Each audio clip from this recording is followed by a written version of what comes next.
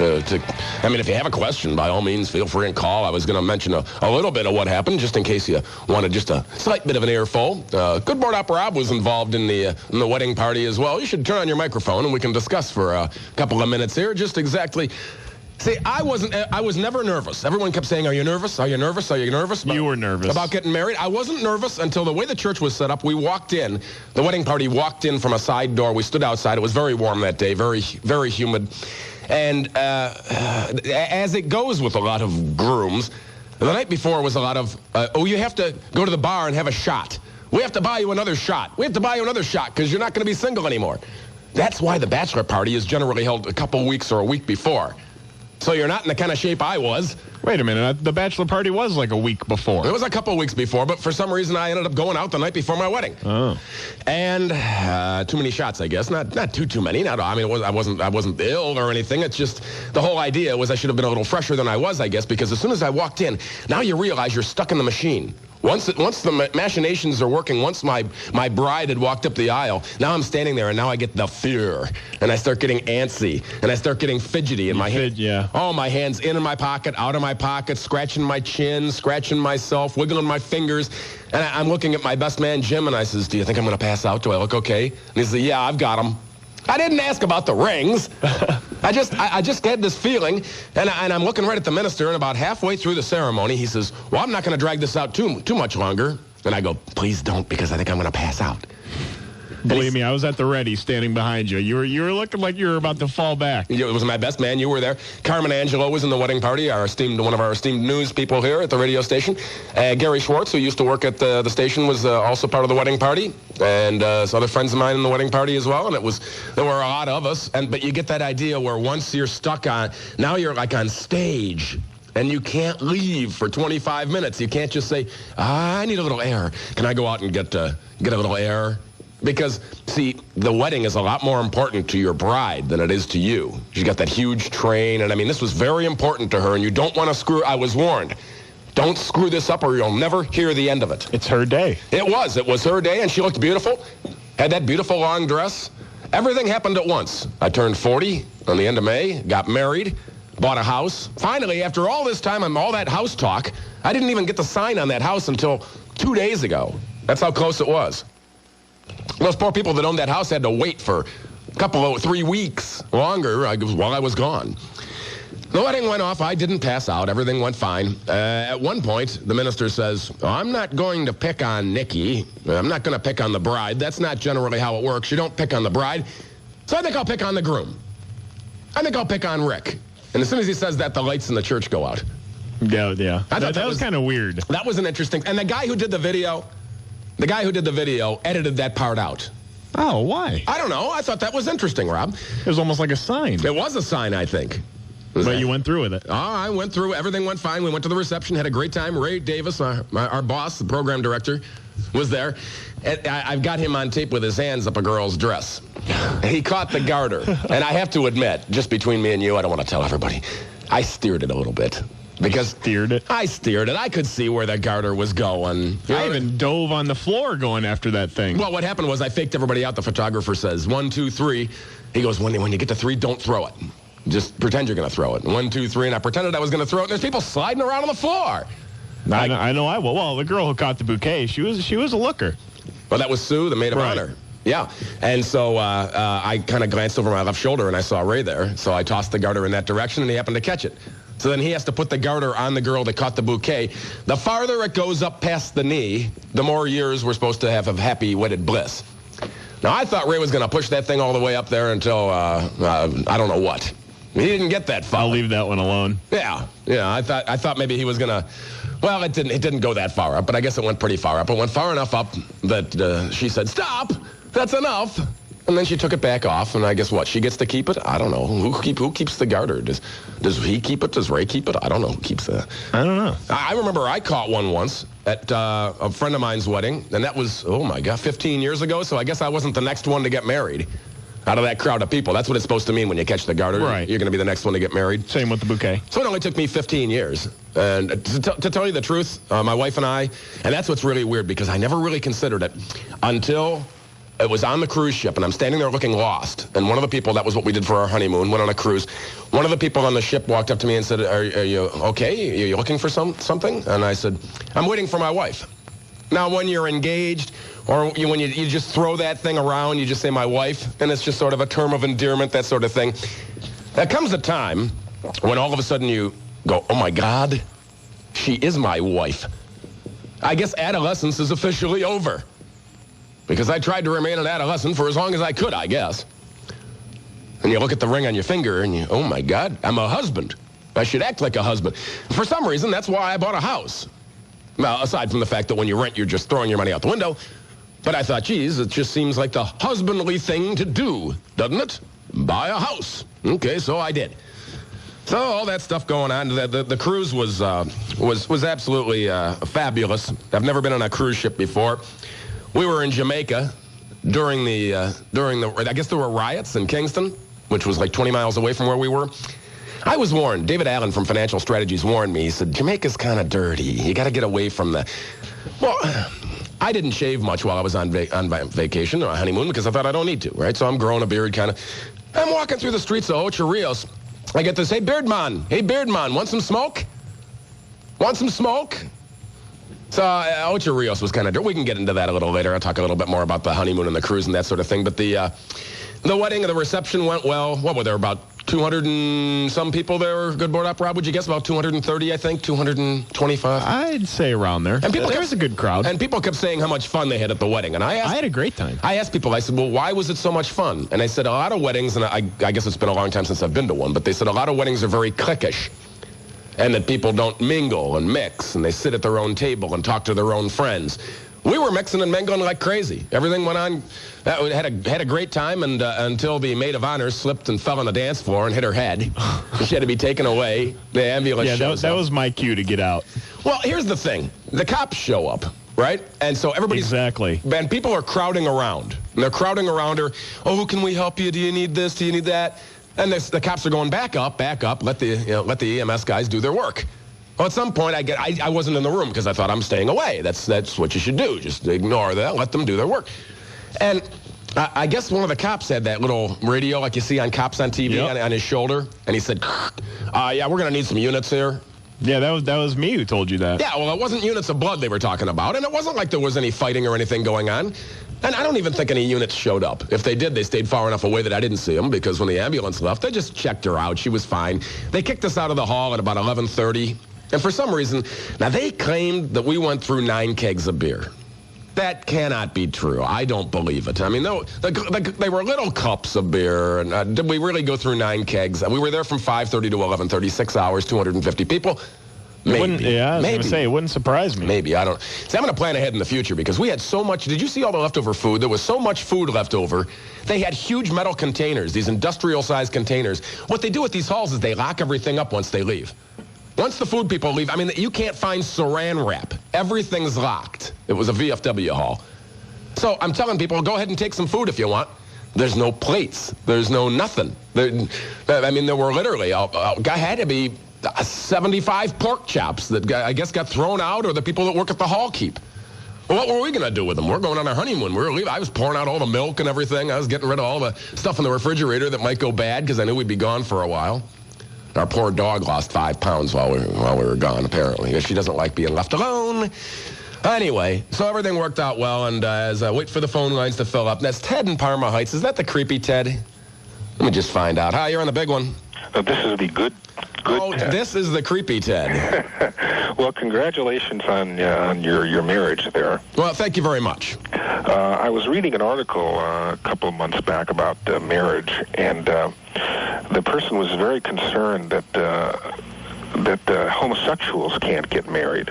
And he was saying that anyone who gets married in the absence of homosexuals being able to get married is participating in a heterosexist and bigoted institution.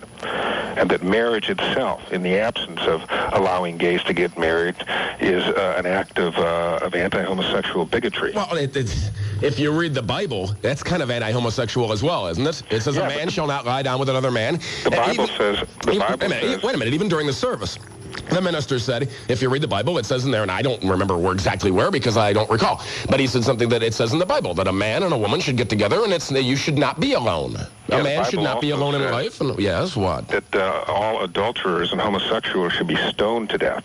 So I think the Bible should be burned as a hateful, sick, warped, perverted book. Are you a homosexual?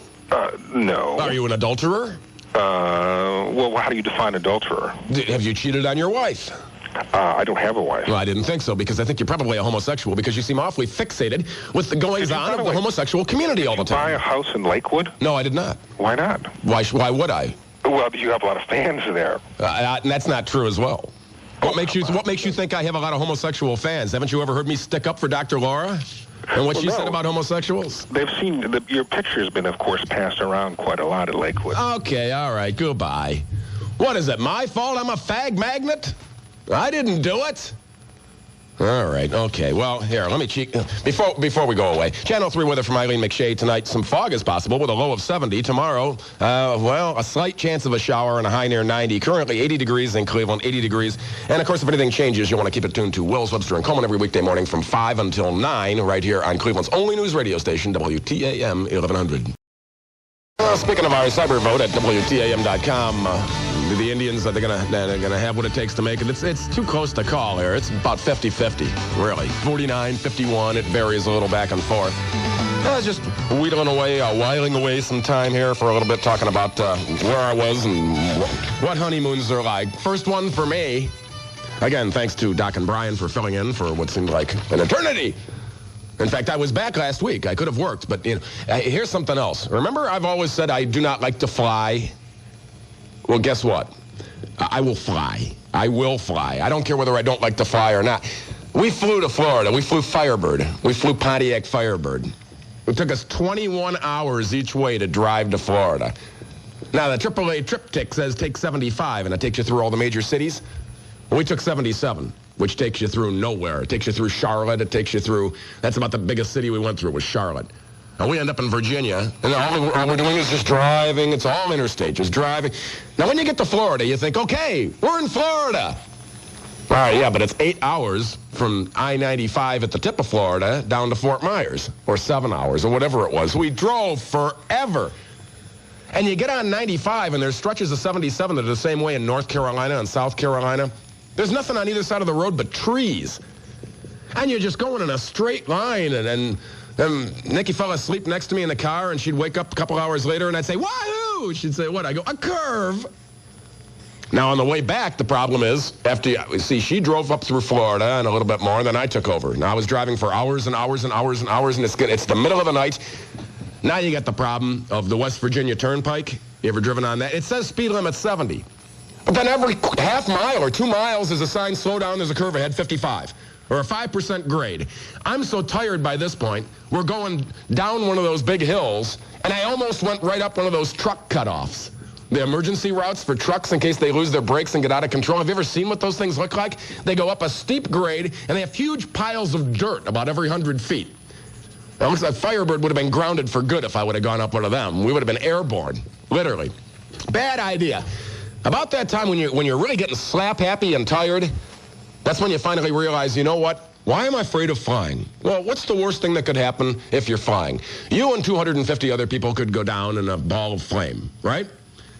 But I'll tell you, and the odds are of you driving and having a bad accident are, you say to yourself, yeah, well, I'm in control when I'm driving. Yeah, well, guess what? Sometimes you don't want to be in control when you're driving. Sometimes you want somebody else to be doing the driving.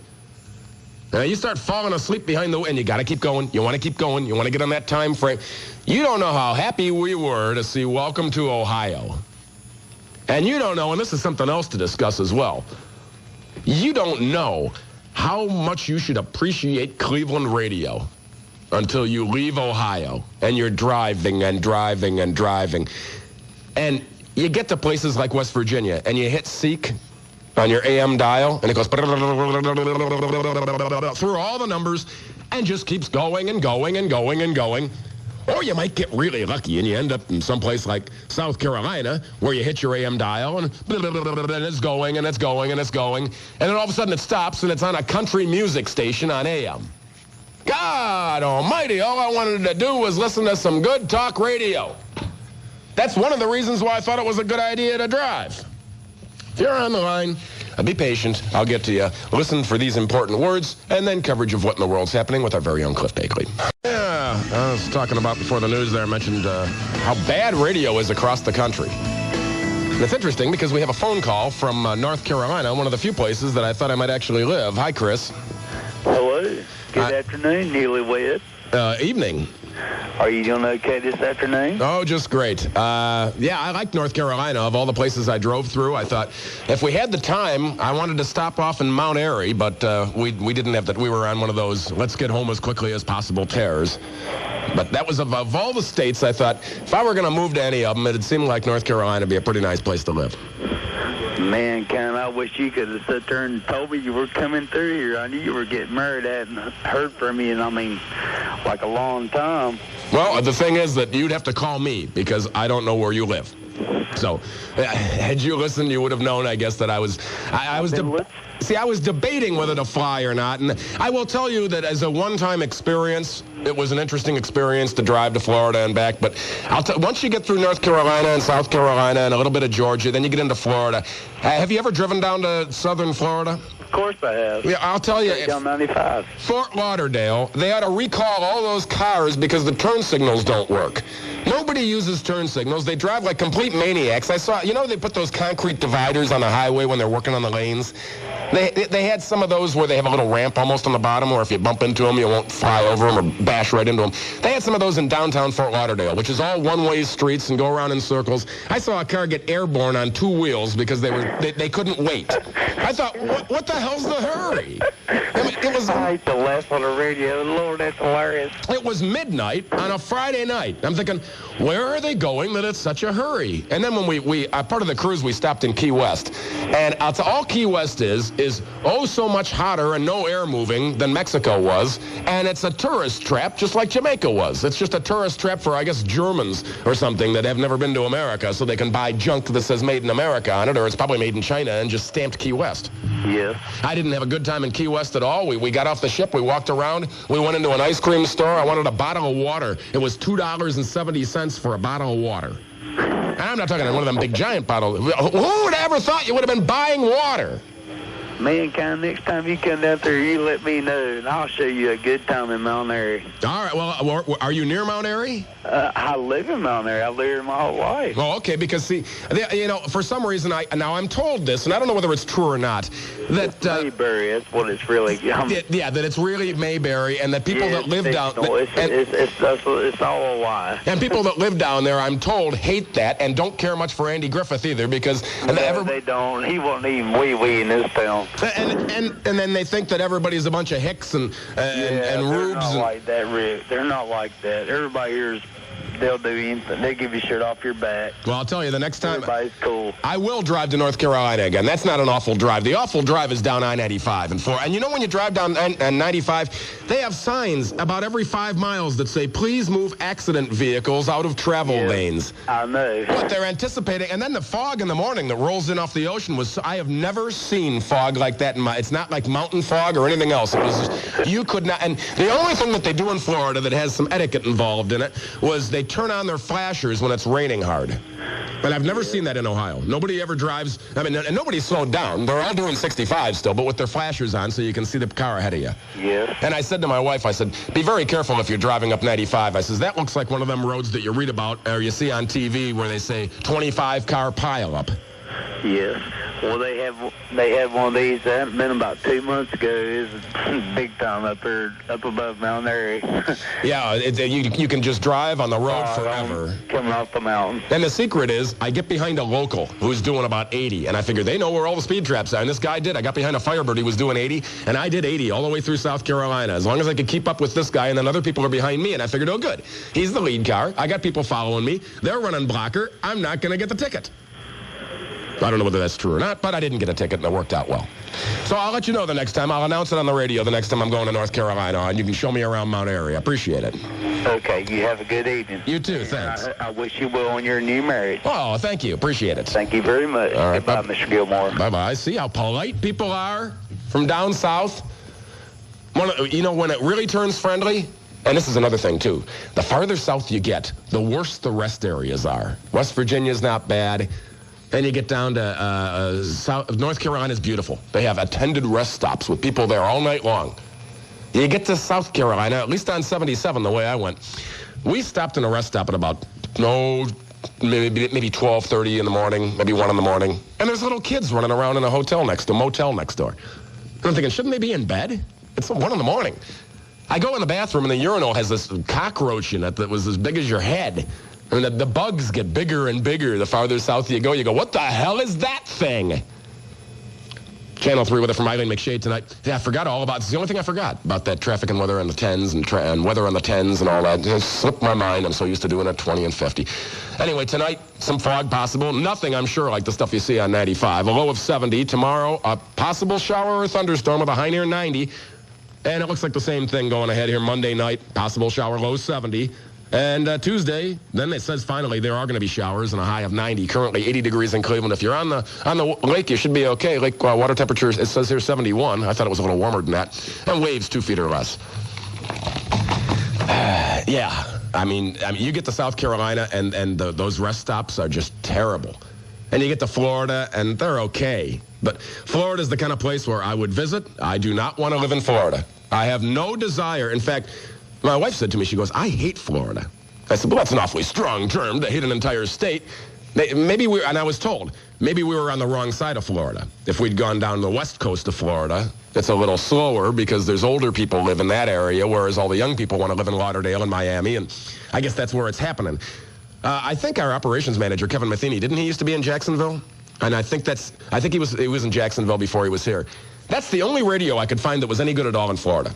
Any good? The only radio I found at all was I got to listen to one of the guys. We were on the road. It was on Friday night when we left, and it's a guy named Phil Henry, and I was told about him, and he interviews people, but they're actually him on the phone. Fabulous act. This guy I listened to him for hours. Now, I don't know whether you could listen to him every night, but how many people are driving on the road traveling like that all night long every night? If you ever listen to Phil Henry, I mean, do people not know? That's what I'm thinking. I don't think people realize that that's him. He had this woman, 2 fingers to thinner thighs. And he's interviewing her, and she's throwing up. And she's saying, yeah, you should throw up your food because that way you'll have thinner thighs. And people are calling, and they're saying, oh, this is disgusting. You're horrible. How could you say this? The young people will be listening. And I'm thinking, don't they know? I mean, I guess if you don't know, you wouldn't know. I had the privilege of knowing, and I was listening, and I was thinking, he's good. I mean, he's really good. Because you think, and he's interrupting himself while he's doing it, and he's got, I guess he picks up a phone line and then gets away from the microphone and then turns the mic back on when he talks. And if you listen closely, you can tell that, no, they're never talking over each other.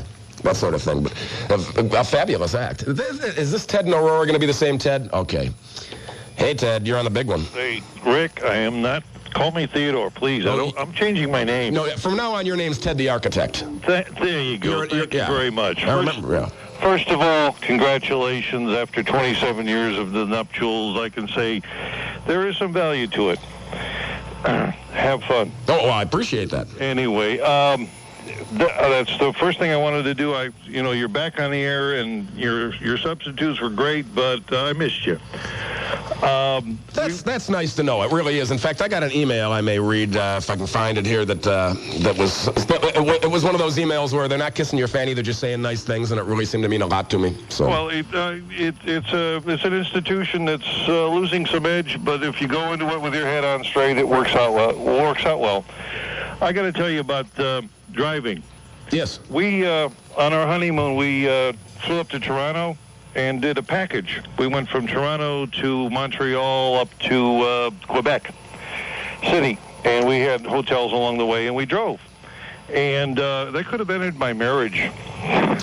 I tell you, even my wife said, she goes, this is a real test. Yeah, it is. Spending all that time in the car with each other. Yeah, I know. That's why you sleep.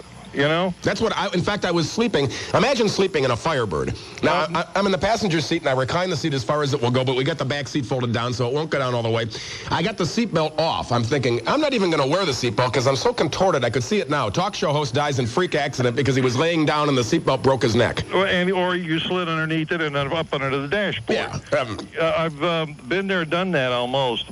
No, it was... driving long distances, and you mentioned the radios on the way. I drive down to Virginia to go to teach high-speed driving. And once I'm out of Ohio, it's like there's no radio anywhere. Oh, I know. It's awful. It's terrible. I'm tuning around. There's nothing on AM. I'll tell you, there's one format, and we own it. Clear Channel owns it. It's the KISS format. They have KISS 1018, KISS 1024, KISS, and everywhere I went in the country, I could pick up the KISS format because we own so many radio stations. That's interesting you mention that, because that's the only one I could get. Going down to Virginia, you got to go through PA, and once you clear Breezewood up there on the PA Turnpike, start getting down there D.C. where the land flattens a little bit, that's the only thing you can pick up. And it's the only entertainment on the way down, because when you're going down to these things, you drive on the middle of the night, as you know, and sometimes that's your only companion because maybe you have a friend sleeping, but it's a tough call. It's a tough call. Yeah, and like I said before, I was thinking, it's so unsafe to do that. I mean, the best way to do that would be if you had a minivan and you had 4 or 5 people, so that if one person's sleeping, the other people and the driver have something to talk about. Yeah, well, and then conversations can get real thin, and that's what my drive in my fly and drive up in Canada was about. It's like, what do we talk about now? And my mind's on the physical relationship, and hers is on where are we going next, and when are we going to get there? It was worse than a little kid. Real quick on fog. When you were down in that fog, did you get out of the car at all and stop? No, I did not. Get out of the car, because I was afraid to, because there were cars behind me, and I thought I don't want to get hit. No, because I was stationed in Germany for a couple of years and in the military, and the fog in that country was like, that's why they have fog lights built into the cars in the back, because it is extraordinarily bright, because they have those massive pileups as well. And one time I happened to stop in a town, and the fog was like, I couldn't see the front of my car. They have magnetic flashlights on the side of their cars so they can see the dashed line on the edge of the roadway. Wow. Oh, yeah, and that's how they drive. They don't look ahead because you can't see nothing. You can't see the front of your car. They have the magnetic flashlight on the side of the car, and they aim it down at the line, and if the line stops, then they know they're in a lot of trouble. What a way to go, huh? Well, one time I did stop, and I got out of the car. And I stood up, and I'm 6'5", and I was about a foot out of the fog. It was a bright, clear day. I couldn't see the top of the car, but literally it was only about a 5-foot-high fog. It was so thick you couldn't see in it, but you could stand above it. You could stand above it. It was a clear skies. Well, Ted, I got to run, but I'll tell you, the next time I'm going to fly. Again, sir, congratulations. Thank you much. I'm glad to hear your voice again. I'm glad to be back. Indeed. All Take right. care. Bye-bye. You too, yeah. Because I was thinking, and in fact, somebody said to me, aren't you glad you're back? And I said, yeah, because what would I be doing otherwise? I mean, I was back last Sunday. I could have been on, but I didn't realize then they had some sort of a problem with scheduling and this and that. But I could have been on, but I wouldn't have wanted to. I'll tell you, it takes just that drive back. You don't feel like doing anything but going to bed. We got back at noon, and I slept, and I woke up, and I was still tired. It took until about Monday. It took until about the next day to finally recover from the drive. Channel 3 weather from Eileen McShade tonight. Patchy fog possible.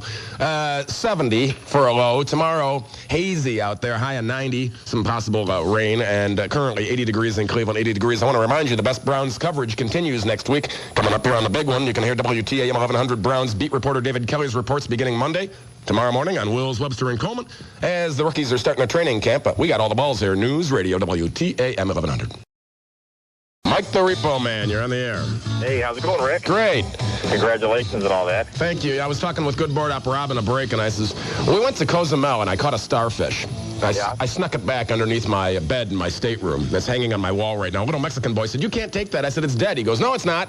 He was right. It wasn't, but it is now. Yeah. They had a zoo down there with all the local kind of animals in it, and then they had a deer. And I'm thinking, what, are deer so rare in Mexico that you have to put one in a zoo?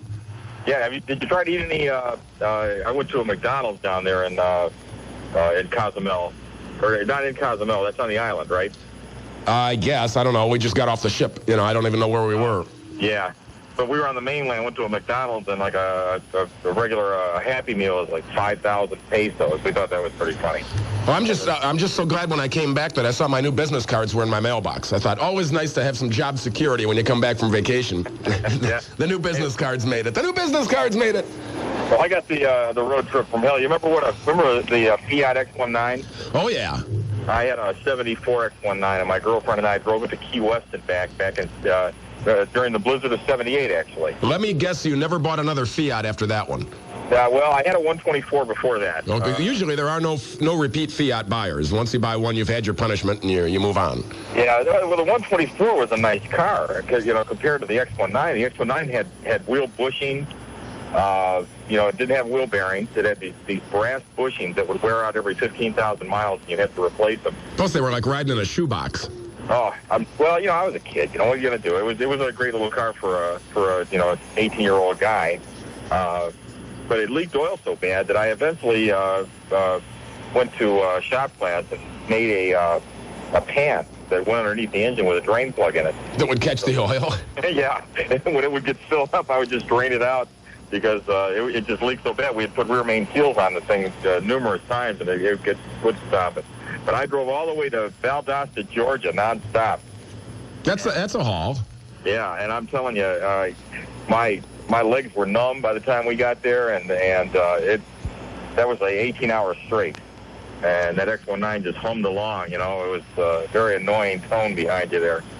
But no more long road trips for me. I do enough driving in my business. Yeah, I think I might drive, like I say, if I go to North Carolina or something. That's not too awful. But that whole driving through Florida thing was literally hell. Yeah. The drivers were bad drivers. They were going too fast. They would go too fast for conditions. That was literally, you take your life in your hands. Mm-hmm. I mean, when they have signs every couple miles that say move the accident vehicles out of the travel lanes, well, they must have plenty of accidents. I don't see those signs up here. Yeah, they have a lot of signs on the sides of the road down there telling you about the various penalties for, that we want to be a crime-free state. I remember when I went into South Carolina, they had these signs that said, that their judges. There was a long, drawn-out sign by the restaurant that said that their judges gave no leniency. If you were caught carrying drugs or contraband through their state, you would expect the maximum. I did see something interesting in Florida, and they had a car was pulled over, some old Cadillac, and there were two, it's always sheriffs down there. That's all you see on the highways, all county sheriffs. They had two county sheriffs, I think it was Broward County, I'm not sure, and they had this car pulled over, and they were looking out into the woods, and more cars coming. And apparently I was thinking it just looked like they stopped somebody, and the guy got out of the car and ran off. And I thought, gee, it looks like a scene from Cops or something. But that's when I put the hammer down, because I figured, well, all the county sheriffs are going to be heading back to there. They couldn't care less if we speed. They're all busy. Yep, there you go. All right. Well, welcome back. Hey, I'm glad to be here. All right. All right, bye. Thanks. All right, bye-bye. And Vicky, I see on the line from Brooklyn. I have a good question for her. I think it's going to have to wait until after the top of the hour news. If you'd like to email me any old time, Gilly@WTAM.com. I don't even think I have time to read this email that I got. I'll have to save that for next hour. And I also want to talk a little about that accident that happened out in Lorain County at the Speedway. Yeah, it's like one time I went to tractor pulls. You ever gone to one of those things where they have 6 427 Chevys?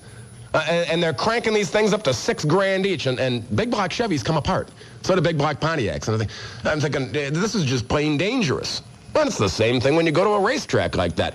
Now, why would you want to sit down low when there's something buzzing around at 100 and some miles an hour that all they have to do is make the wrong turn and they'll go up over the guardrail and right into you? Just use common sense. I mean, flying parts can come off of them cars and hit you when you're 100 feet away. And people don't think about that. Oh, it won't happen to me. It won't happen to me. Well, it has to happen to somebody. Now, here's Cliff Bakley.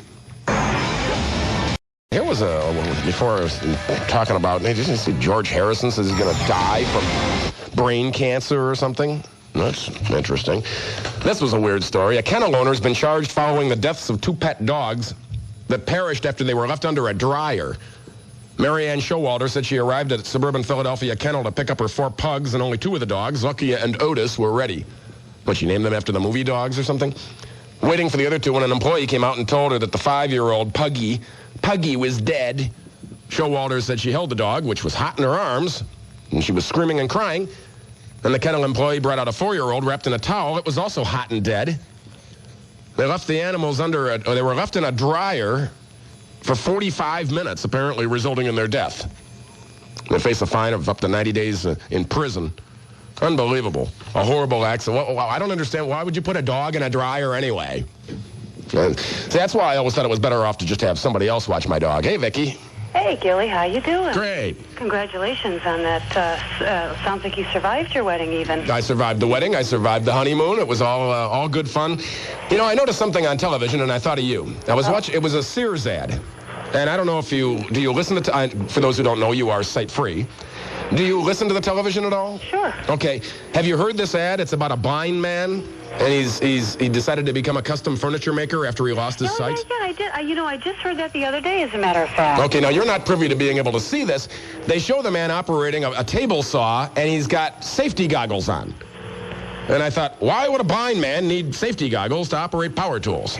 Well, they probably do it for several reasons. Number one, you could still get things flying. I have plastic eyes, but if anything flew into my eyes, it would still hurt. It could hurt anything that would get behind there or even around that area. And in fact, I joke sometimes because I have allergies, and I say, boy, my eyes itch. And anybody that knows me will say, excuse me?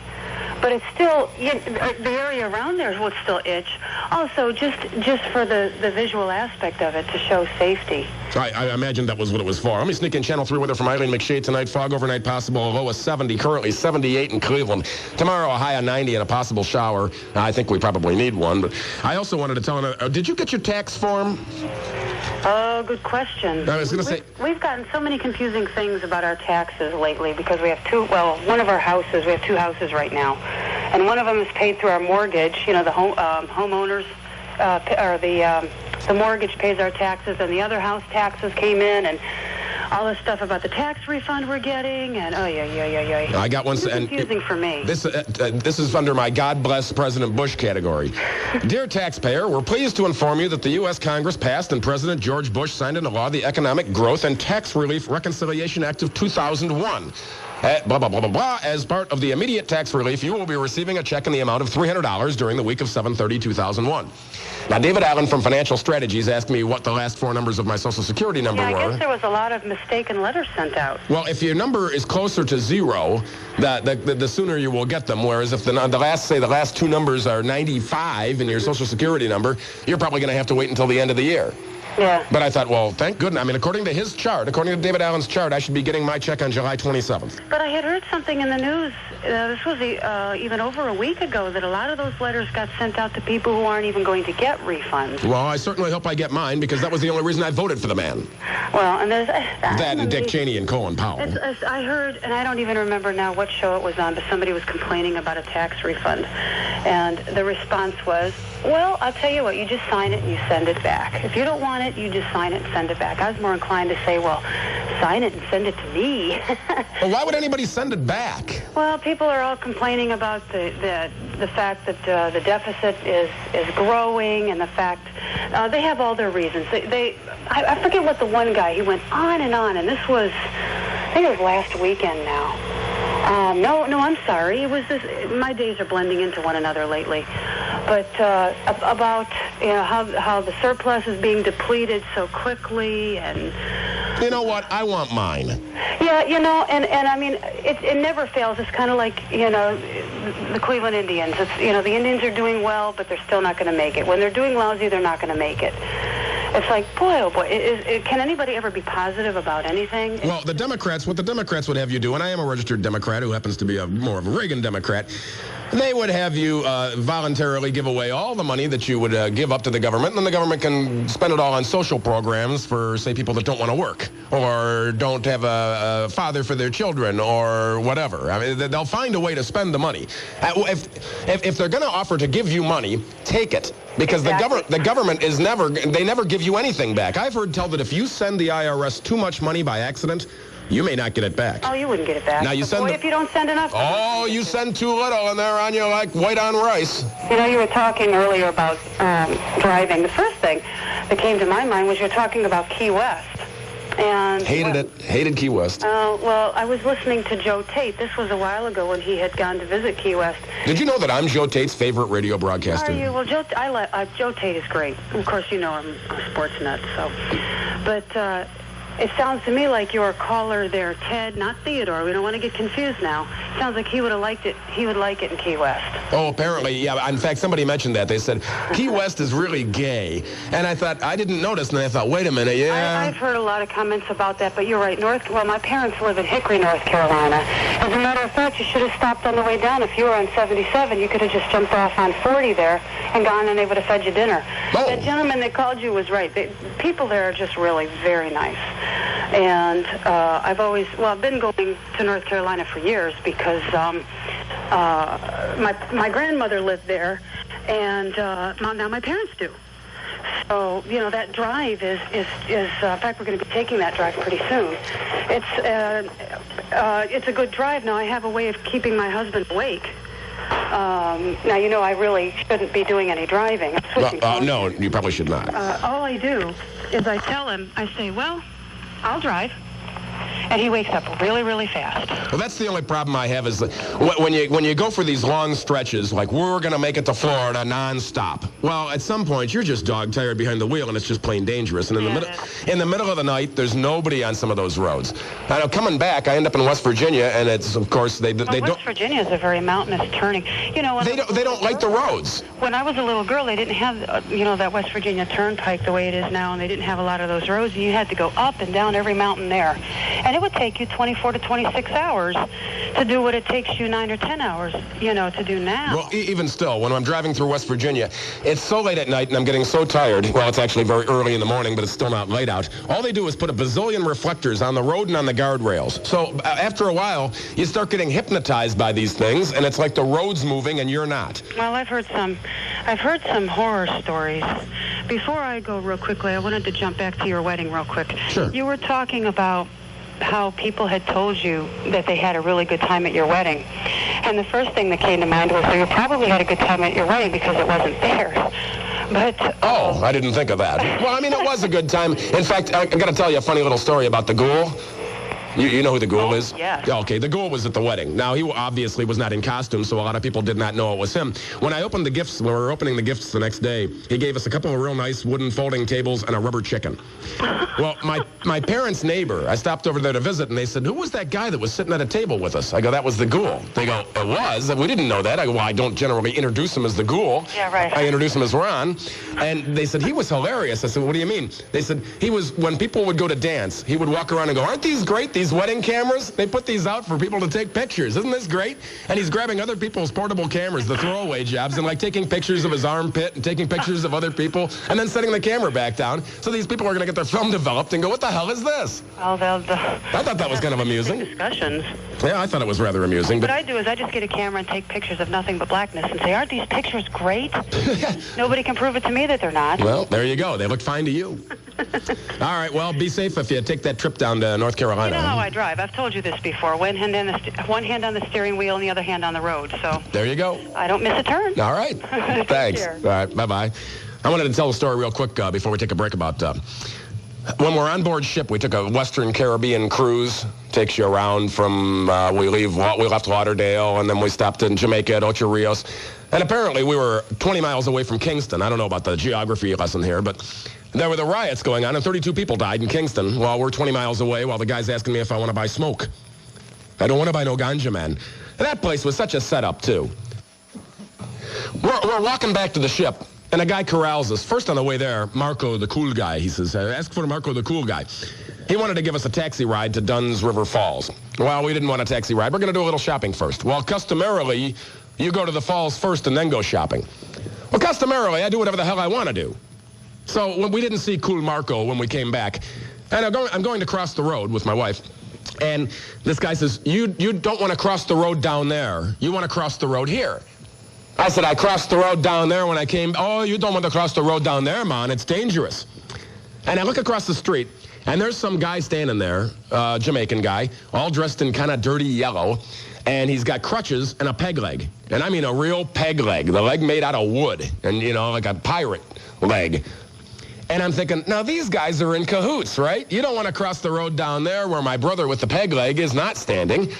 You want to cross the road here where my brother with the peg leg is standing. So he can hit you up for some change or some money or something. And hogwash. You got to just walk away from these people. Otherwise, they'll bug the hell out of you.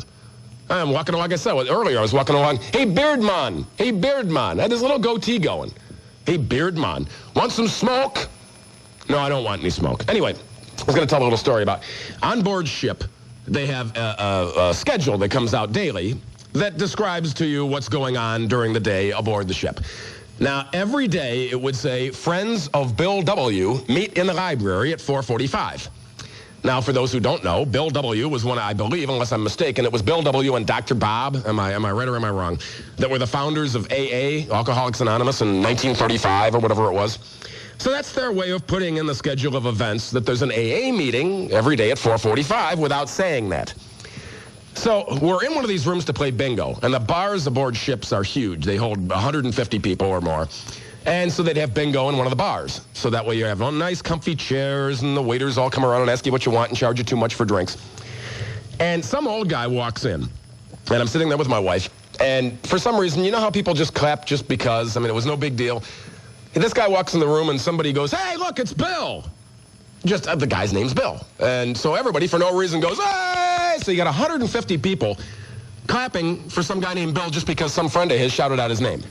And my wife leans over to me, and she says, "Maybe that's Bill W." And I said, "What?" She goes, "Well, he must be pretty popular because his friends meet in the library every day at 4:45. Well, that became, I thought it was rather amusing. And I told other people that I knew, and then they said, "Well, was he an old guy?" I said, "No, you don't get it. I guess the humor is just lost." But I thought it was kind of funny. So I didn't use it against my wife until one time we were sitting at dinner, and I said, "I need to use the bathroom. Where's the closest bathroom?" She said, "Up a floor, right there on the right by the elevators." Now, they got elevators. The ship's 900 feet long. It's got 3 rows of elevators with 3 elevators each. I mean, you can get lost. They have to have a map. So I walk up and I walk in this bathroom. And I walk in and I look around, and the first thing I notice is there's no urinals. Now, there was a guy vacuuming the carpet outside the bathroom, and I didn't pay any, I just walked right in. So I turn around, and I thought, "Oh, boy, I must be in the wrong room or something here." And I turn around, and there's 2 little girls that had walked into what was a ladies' room. And I said, "I think I'm in the wrong room." And they said, "Oh, we don't mind." And I said, "Yeah, well, I do." And I walked out, and one of these guys from God knows where, Indonesia or Sumatra or wherever, all these guys from all over the world. And he says, "I tried to stop you, but you just kept walking." Well, the only difference was one's a little stick figure and one's a little stick figure with a dress. Well, apparently, I'd walked in the ladies' room. So throughout the entire trip, my wife's going, "Are you sure you don't need to use the little girls' room?" And I said, "I don't know. Why don't you go ask one of the friends of Bill W.?" Apparently, he's got a lot of them. Channel 3 weather from Eileen McShay, and to which she would say 2 letters to me that well, you figure them out. One's the A, B, C, D, E. The 6th letter of the alphabet. The other one's closer to the end. Enchanté. Channel 3 weather from Eileen McShay. Tonight, fog possible overnight, low of 70. Currently 78 in Cleveland. Tomorrow, we're going to have a kind of a carbon copy of today. Hot and hazy with a possible shower. Well, they got to throw that in, don't they? It's always a possible shower because when it gets this hot, well, you'll just keep it tuned to Wills, Webster, and Coleman, and they'll let you know. You know, weekdays from 5 to 9, there's a great contest coming up. Do you hear about that? What's coming up? The Hall of Fame game contest? It's coming up. You'll hear all about it. I'm not even going to give you any more details right now because I want you to listen to Wills, Webster, and Coleman and find out for yourself. Maybe I'll tell you a few more details later. Every 10 minutes. The best thing about being back in Cleveland, back on the radio, I get my free TV guide. Come down here every Sunday night. Rifle through the Sunday papers. I need that TV guide. For my 13-inch Samsung from 1980 that I have to actually get up off the couch and tune. Hey, Dave. Yeah, Gilly, thanks for taking my call. You're more than welcome. I was going to talk to you about the Lorain County Speedway incident. Sure. That I know you mentioned before with it, and there's some stuff that I haven't heard mentioned so far. I know it just happened really recently. Yeah. But I used to go to Cloverleaf Speedway down underneath the bridge there for years. I remember when somebody drowned in the infield there. Well, that was when somebody had a brilliant idea to dig a hole in there and put water. Yeah, and then the guy went upside down in the car, and I remember he was in his mid-50s or something. Exactly. Well, they also had a few incidents where things came through the fence, cars went over the fence. But at that time, Cloverleaf and Lorain County, and it may still be, were owned by the same gentleman. And he was cited at least once that I can recall for bad fencing, things of that nature. And if you dig way back, I think in the mid-'80s, on Rescue 911 years ago with our favorite Captain Kirk, they had... Can I get you to hold that thought through the news? Sure. All right, I'll put you on hold here, and I'll come back to you. It wouldn't be fair because we're getting a little short on time for this segment. But I want to find out as well what's going on with these speedways. What, one guy owned them? We don't know if that's still the case. But it'd be nice to get to the bottom of them. Some of these things can be dangerous. And if they don't have them up to code, well, somebody can get hurt or killed, like what happened today. Now with coverage of what in the world's happening, here's Cliff Bakley. Well, erase Rick that. Gilmour. Okay, so what am I guilty? What am I guilty of sitting? On News Radio WTAM 1100. Oh, if anything went out over the air that was a faux pas, we'll erase that part out of the tape, and no one will ever know the difference. Except that we're broadcasting live from beautiful Independence, Ohio. I'll tell you, eventually, and our cyber vote, Rob was going to whisper in my ear what it was because I have too much going on in here on this computer to just minimize everything. We have got to be the apple of Clear Channel's eye for them to spend all this money and putting all these radio stations in this beautiful building. I mean, anyone else that would ever stop down here, that I've been in a lot of radio stations, and this is really the cat's meow. I've been in a lot. I worked at the Pinwheel, where the bathroom here is 4 times the size of the broadcast studio. And I'm not kidding. I'm not making that up. Anyway, I was speaking with Dave in Twinsburg before the news there. You were talking about what happened out at Lorain County Speedway. A caller off the air mentioned that gentleman that drowned in the at Cloverleaf, he had a heart attack and then went off the road and drowned. Yeah, so I'll just clarify that. He didn't just drive off and drown. But No, he did have a heart attack and ended up in there. I know there was another incident, though, with some fencing in the mid-'80s, I think it was, that caused the owner at that time to decide which one of those to sell and kind of compact everything down into Lorain, which, because the property under the bridge was worth far more to him to sell outright. I've been to Lorain County Speedway, and I didn't recall it seeming more unsafe than any other track. Well, especially the smaller ones, exactly. But I remember an incident back in, it was either early or mid-'80s out there that was on Rescue 911, where a 14-year-old kid, you had to be 16 in the pits, had lied about his age. He was a racer's kid, got back in there working on the crew, and the car bumped almost the same way, went over that back kind of dirt wall back there and landed on top of him and killed him. They had to life flight him out, which is why it was big enough to go on there. Well, I would think that people would consider that when they go to a racetrack, that if you're sitting too close, the car could fly off and hit you. Oh, it's right on the tickets. I mean, that's part of that lifestyle. Do you remember the, what was it called, the Pan American 500, the Mexican road race they used to have back in the 50s? Oh, barely, but I think I do. Yeah, I think I've seen some things on that. Yeah, Lincoln used to race a lot of cars down there and win back in the early 50s. They stopped having the races because the Mexicans would stand there on the roadway while the cars came by at 100 miles an hour and try and touch the cars. The kids would try and touch the cars, and after enough Mexicans were killed, I guess they decided that was a bad idea and they shouldn't be doing that anymore. Oh, you still see that on video shows where the small stuff overseas is running over them. Well, you look at soccer games. Exactly. Look at the running of the Bulls. I mean, we're a bunch of nutcases. But I'm curious to find out, and maybe it's worth a little investigation, is exactly how that, if they did upgrades to that track to kind of help it out. It's just kind of curious that here we have another incident later on. Well, you know what happens, and this is just the way of the world.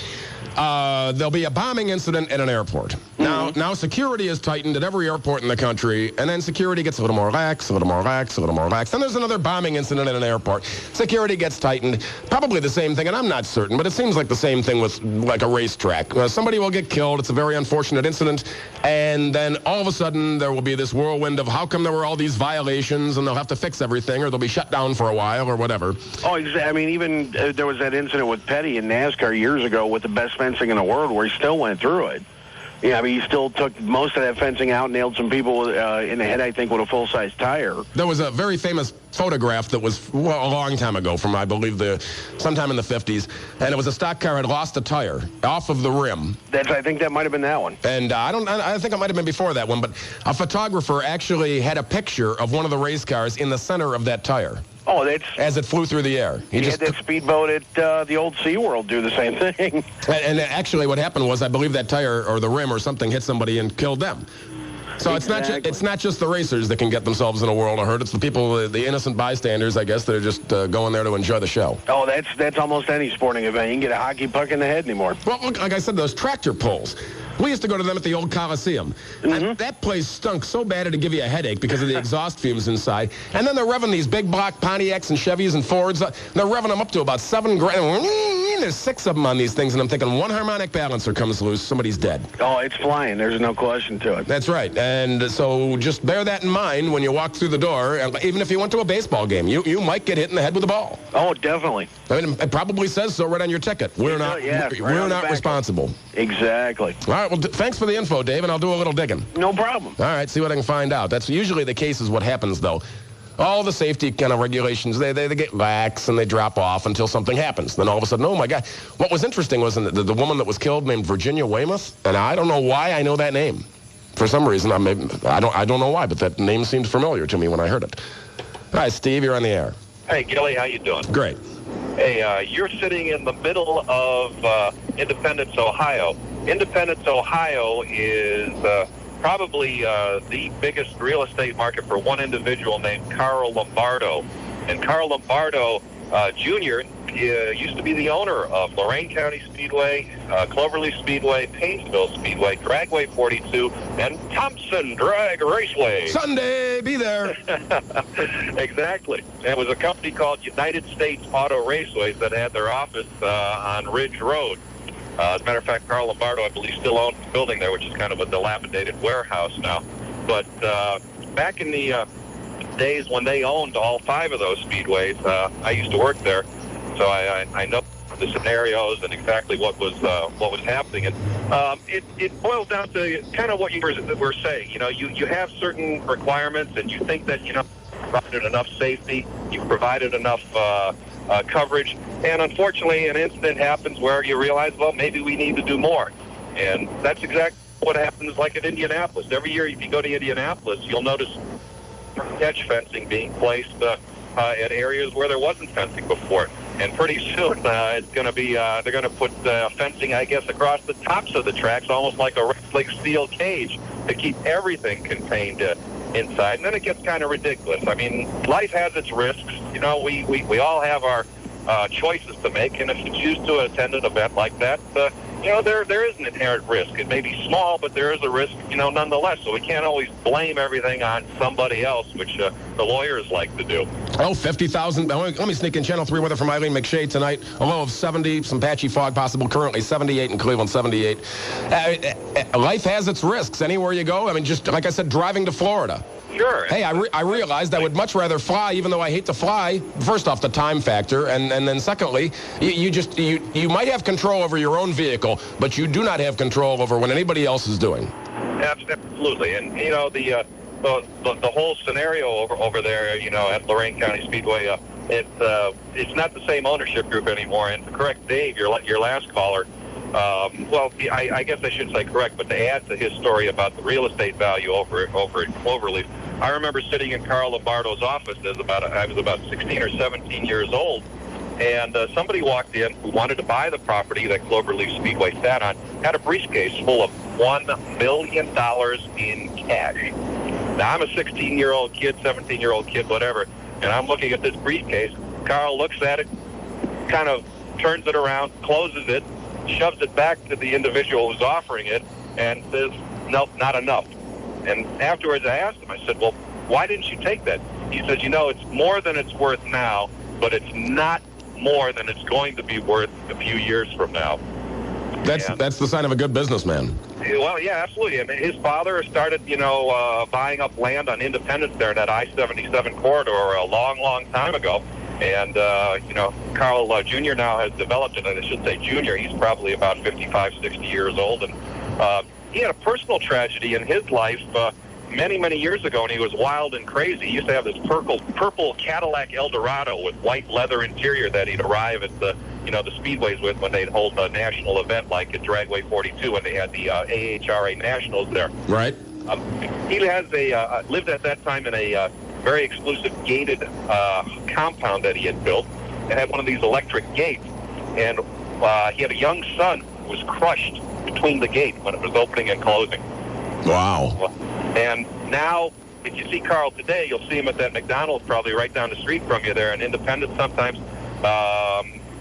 People call him a holy roller. You know, he's supposedly found God and Christ and what have you, and he comes in and purports not to have any money, but they still got some Cayman bank accounts from what I understand. So who knows what the story is, but it's an interesting character, and Independence, Ohio is really the home of where all this started. Well, thanks, Steve. I got to run. Okay. Appreciate it. Yeah.